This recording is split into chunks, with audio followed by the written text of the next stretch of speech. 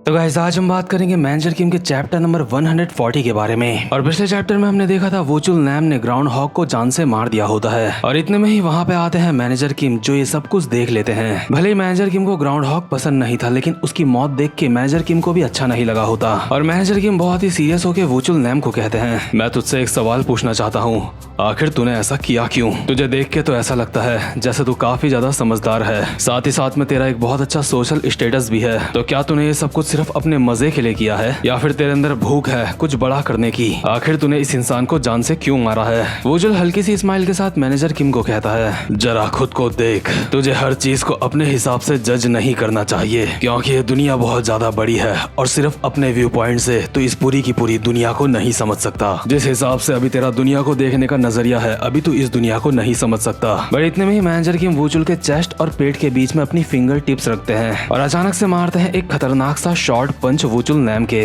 But manager किम ये चीज देख के हैरान हो जाते हैं कि वुचुल नैम ने अपने हाथ से इस अटैक को ब्लॉक कर लिया होता है। मतलब यहाँ शॉर्ट पंच वैसे भी काफी ज्यादा नजदीकी से मारा जाता है और वुचुल ने उसके बावजूद उस अटैक को ब्लॉक कर लिया। शॉर्ट पंच को ब्लॉक करने के बाद वुचुल एक स्माइल के साथ कहता है, बहुत बढ़िया, तुझे पता है अगर लोग वेपन्स के ऊपर ज्यादा निर्भर हो जाते हैं तो ऐसे में वो फिजिकल ट्रेनिंग को ज्यादा महत्व नहीं देते हैं और ये बात मैंने अपने एक्सपीरियंस से सीखी है। लेकिन इतने में ही मैनेजर किम एक लात मारते हैं वुचुल के, बट वुचुल अपना हाथ बीच में ले आता है। लेकिन मैनेजर किम अब भी रुके नहीं होते, वो वुचुल के ऊपर काफी सारे मुक्कों की बारिश कर देते हैं। लेकिन वुचुल सिर्फ अपने एक हाथ से मैनेजर किम के सारे अटैक्स को ब्लॉक कर लेता है और उसके चेहरे में अभी एक स्माइल भी होती है जो देख के मैनेजर किम अपने मन में बोल रहे होते हैं, यकीन नहीं होता, इसने सिर्फ एक हाथ से मेरे सारे के सारे अटैक्स को ब्लॉक कर दिया, ये कोई आम इंसान नहीं हो सकता। और वुचुल अभी मैनेजर किम को कहता है, लगता है मुझे तुझे अपनी सच्चाई दिखानी ही होगी। और वुचुल बहुत ही खतरनाक पावर के साथ मैनेजर किम के ऊपर एक अटैक करता है लेकिन मैनेजर किम अपने दोनों हाथों से इस अटैक को ब्लॉक कर लेते हैं। बट इस अटैक की कमाल की पावर को देखते हुए अपने मन में बोल रहे होते हैं, इसके पंचेस से तो मुझे अपनी जवानी की याद आ रही है,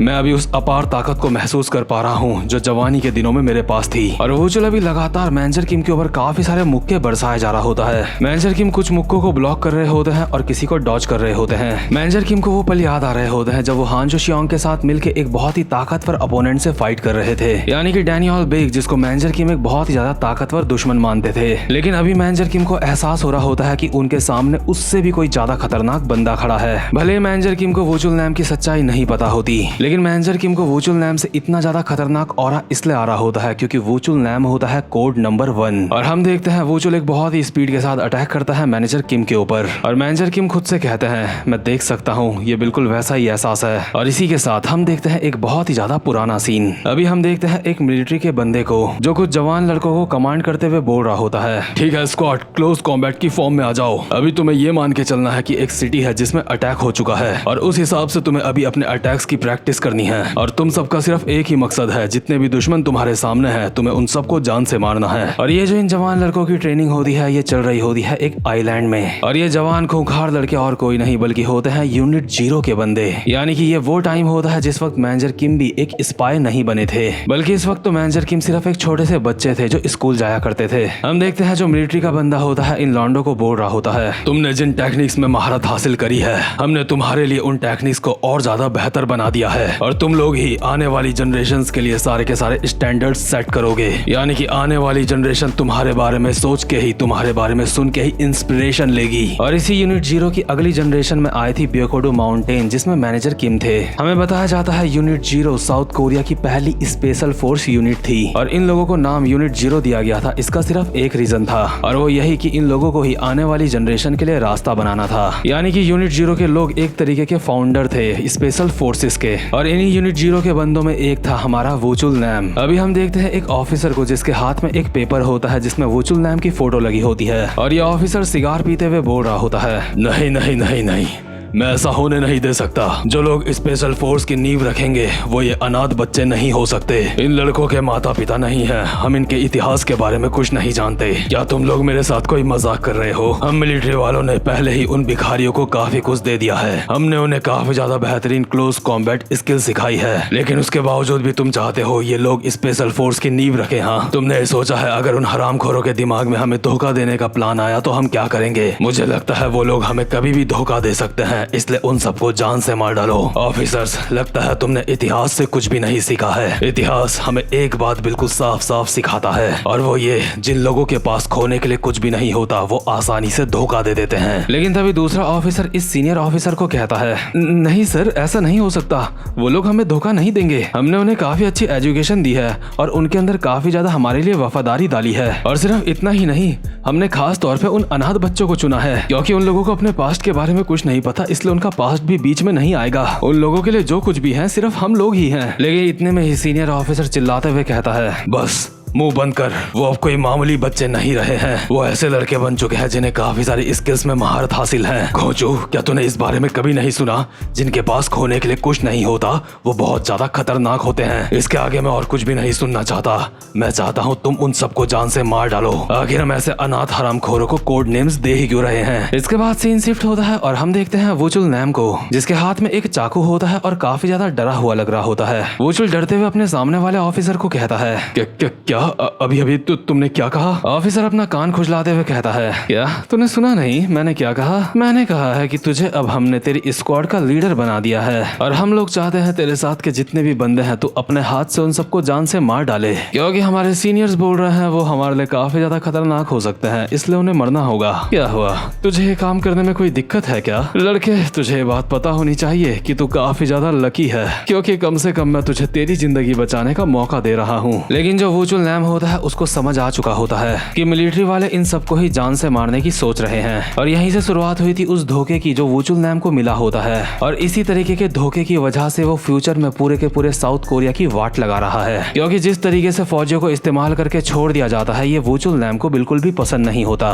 वुचुल को कहा जाता है, जब तू अपने साथ के सारे बंदों को मार देगा तो हम तेरा प्रमोशन कर देंगे और तुम्हें अपने सीनियर्स के ऑर्डर्स को मानना ही होगा। इसके अगले सीन में हम देखते हैं वुचुल नैम को जो कि चलता हुआ जा रहा होता है और उसके जूतों में खून ही खून लगा हुआ होता है जो कि पूरी जमीन में लग रहा होता है, यानी कि वुचुल अभी जरूर किसी को जान से मार के ही आ रहा है। वुचुल जैसे जैसे चलता हुआ आगे जा रहा होता है वैसे वैसे उसे अपने साथियों की पुरानी बातें याद आ रही होती है। हम एक सीन देखते हैं जहाँ पे वो अपने साथियों के साथ बैठा हुआ होता है और उसके साथी उसको बोल रहे होते हैं, आज ट्रेनिंग में तुमने सच में कमाल कर दिया। हे, अब हम लोगों की ट्रेनिंग सच में खत्म होने वाली है, ट्रेनिंग के बाद तुमने क्या करने का सोचा है? वुचुल कहता है, इससे तुम्हारा क्या मतलब है कि क्या सोचा है? हम लोग देश की रक्षा करेंगे। मिलिट्री वालों ने हम जैसे अनाथ लोगों को नई जिंदगी दी है। हम लोगों का जिंदगी में वैसे भी कुछ नहीं होना था। मिलिट्री वालों ने हमारे लिए काफी कुछ किया है। उन्होंने जितना हमारे लिए किया है हमें उससे ज्यादा उनके लिए करना होगा। यानी कि वुचुल भी पहले एक बहुत अच्छा इंसान हुआ करता था, लेकिन पास्ट में हम देखते हैं वुचुल अभी एक रूम के अंदर खड़ा होता है जहाँ पे खून ही खून बिखरा हुआ होता है और वुचुल की एक आंख से आंसू आ रहे होते हैं। और यार आंसू आएंगे ही क्योंकि वुचुल अपने देश की रक्षा करना चाहता था, लेकिन उसका देश उसको धोखा दे रहा था, या फिर कहें कि उसके सीनियर्स उसको धोखा दे रहे थे।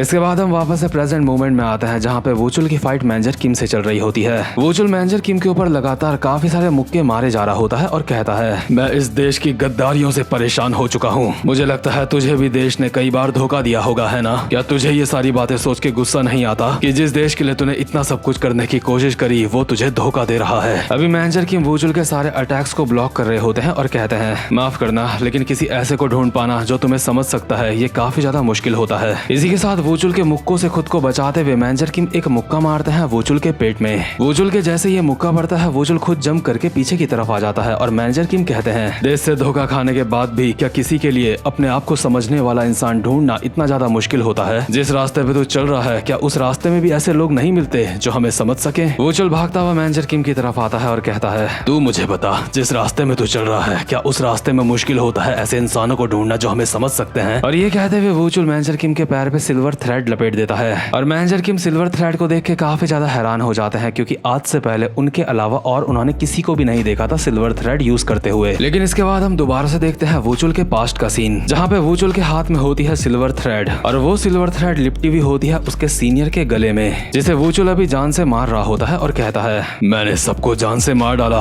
और उनके साथ साथ में तू भी मरेगा। यूनिट 0 के सारे ऑफिसर्स मर चुके हैं और ये थ्रेड काफी ज्यादा अच्छा हथियार था उनको मारने के लिए। ये एक सबक है जो मैंने यहाँ पे सीखा है कि तुम जैसे लोगों के ऊपर यकीन नहीं करना चाहिए। अभी ऑफिसर की धीरे धीरे करके गर्दन कट रही होती है और वुचुल कहता है, क्या हुआ?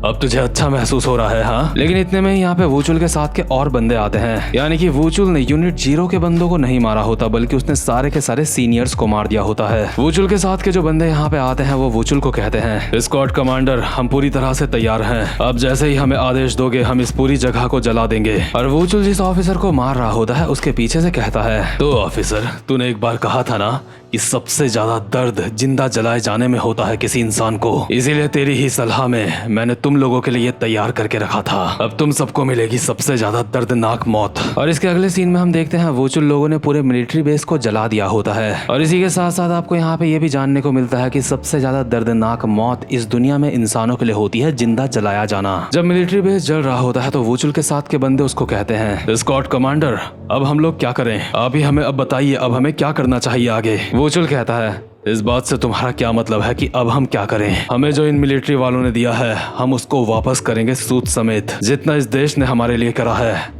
हम उससे ज्यादा इस देश के लिए करेंगे। यानी कि वूचुल ने अब भी अपने शब्द नहीं बदले होते, लेकिन उसके शब्दों का अब मतलब अलग हो चुका होता है। यानी कि इस वक्त तक वूचुल देश की वाट लगाने की सोच चुका होता है। और प्रेजेंट मोमेंट में हम देखते हैं मैनेजर किम के पैर पे सिल्वर थ्रेड लिपट चुकी होती है, जिसे मैनेजर किम तुरंत ही अपने चाकू से काट देते हैं। बट इतने में ही वूचुल स्पीड में एक मुक्का मारता है मैनेजर किम के, लेकिन मैनेजर किम अपनी मुंडी को पीछे करके उस मुक्के से बच जाते हैं। वूचुल इसके बाद मैनेजर किम के ऊपर काफी सारे अटैक करता है और मैनेजर किम उन सारे ही अटैक को या फिर ब्लॉक कर रहे होते हैं या फिर डॉज कर रहे होते हैं। और इसी के साथ साथ मैनेजर किम अपने मन में बोल रहे होते हैं, एक बात तो पक्की है, यूनिट 0 की वो डरावनी कहानियां जो सबको किस्सों कहानियों के तौर पे बताया जाता था वो सब कुछ सच था। मुझे समझ आ चुका है कि कैसे यूनिट 0 द लेजेंडरी यूनिट पहले एग्जिस्ट करती थी। और अभी मैनेजर किम और वूचुल के बीच में लगातार काफी खतरनाक फाइट चल रही होती है। मैनेजर किम वूचुल के काफी सारे अटैक्स को डॉज करते हैं, लेकिन वूचुल मैनेजर किम को चकमा देके एक खतरनाक सा मुक्का मारता है मैनेजर किम के पेट में। और सिर्फ इस एक मुक्के से ही मैनेजर किम के मुंह से खून निकलने लगता है। इसके बाद वूचुल मैनेजर किम को कहता है, जो सिल्वर थ्रेड तू इस्तेमाल करता है, तुझे क्या लगता है वो पहला बंदा कौन होगा जिसने वो सिल्वर थ्रेड इस्तेमाल करी थी? जूनियर,